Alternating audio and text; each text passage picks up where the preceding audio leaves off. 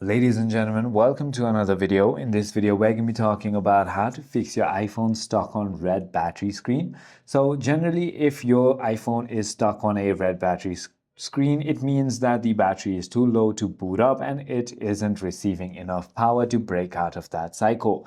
You want to simply go ahead and plug the phone into a wall outlet and then force restart, which will simply go ahead and kick the system into booting. So all you need to do is simply go ahead and take your phone and plug it to the charger.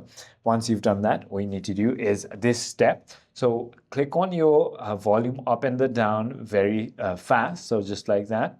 And then you want to press and hold the power button. So let me do it fast. 1, 2, and then 3. And then it's going to take you to this screen. Now you don't want to go ahead and leave the volume or the power button until it restarts automatically. So it is as simple as that. I hope this video clarifies everything for you. If you have further more queries, feel free to comment down below and I'll see you on the next one.